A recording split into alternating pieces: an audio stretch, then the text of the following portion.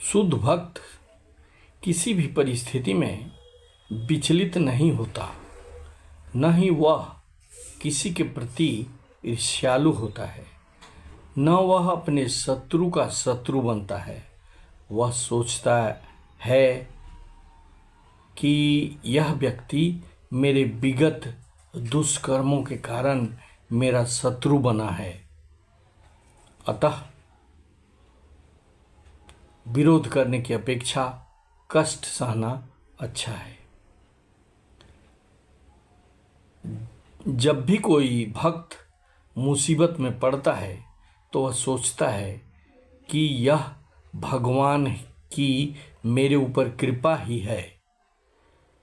मुझे अपने विगत दुष्कर्मों के अनुसार इससे कहीं अधिक कष्ट भोगना चाहिए था, लेकिन इन छोटी सी मुसीबत या दुख से मेरा वह बड़ा कष्ट टल गया।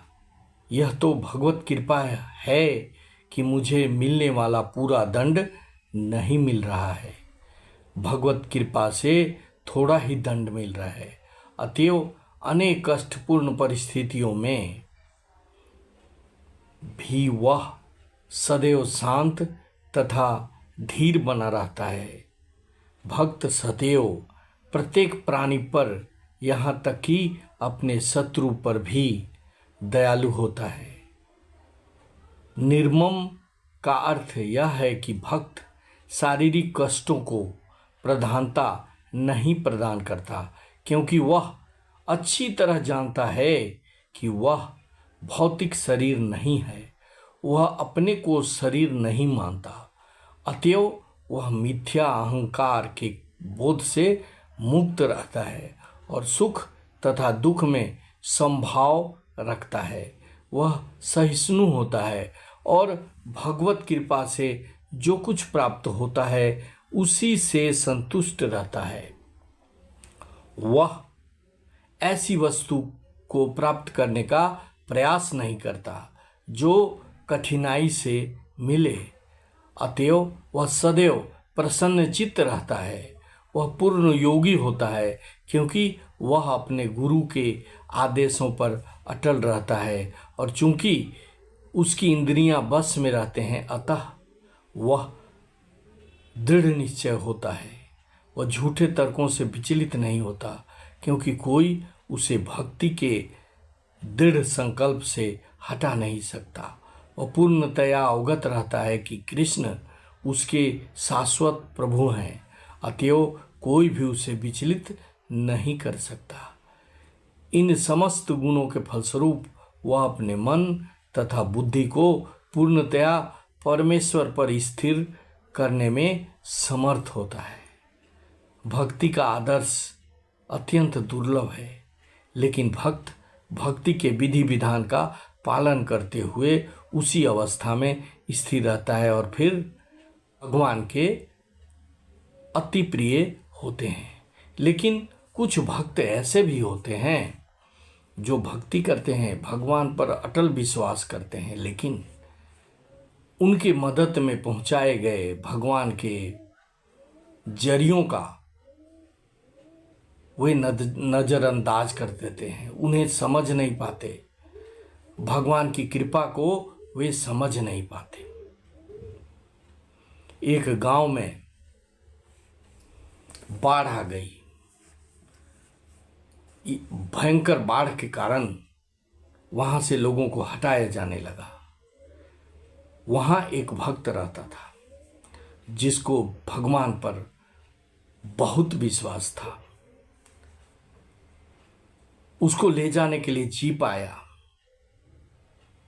उसने कहा कि मैं अपना घर छोड़कर नहीं जाऊंगा, मुझे भगवान पर पूरा भरोसा है, मैं यहीं पर रहूंगा, भगवान मेरी रक्षा करेंगे। जीप वाला चला गया। पानी बढ़ने लगा। पानी इतना बढ़ गया कि उसे दूसरे तल्ले पर जाना पड़ा।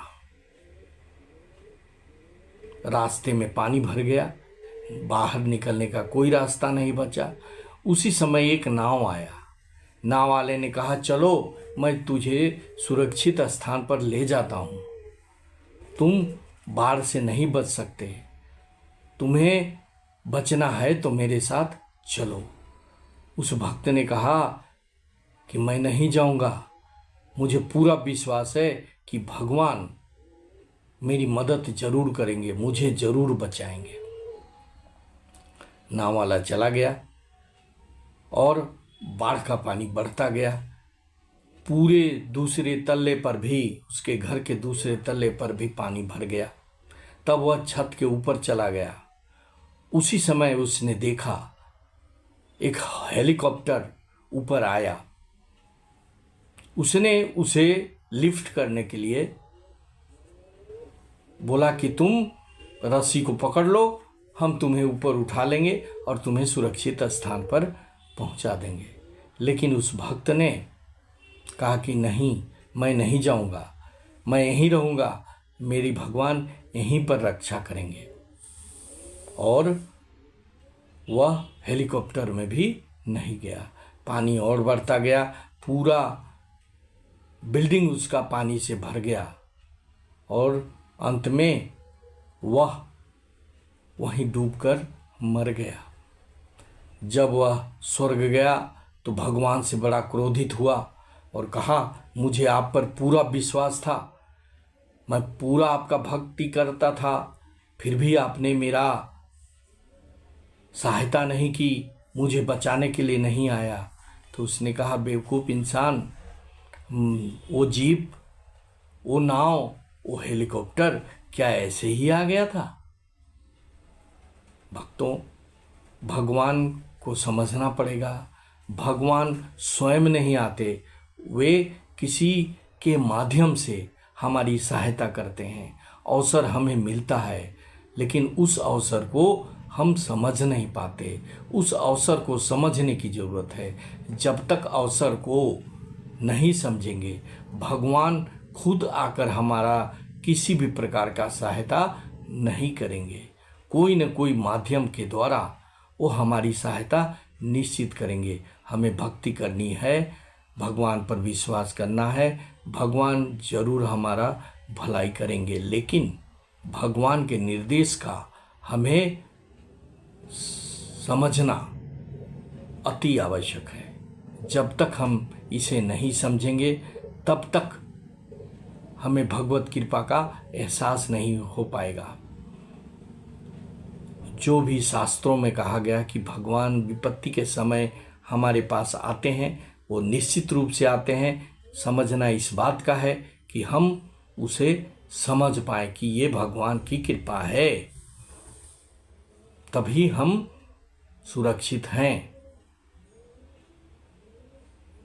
भाइयों, आप अपने जीवन में जो अनुभव प्राप्त करते हैं, आप अपने जीवन के बारे में सोचें और अगर आपके जीवन में कुछ इसी तरह की घटना घटी हो तो कमेंट में अवश्य बताएं। अपना अवलोकन करने के बाद आपको मालूम हो जाएगा कि भगवान ने निश्चित रूप से किसी न किसी रूप में आपको सहायता किया था, बशर्ते कि आपको उसका आभास या भान नहीं हुआ होगा। अगर यह वीडियो अच्छा लगा तो इसे शेयर करेंगे, सब्सक्राइब करेंगे और लाइक करेंगे। Thank you very much. जय हिंद, वंदे मातरम।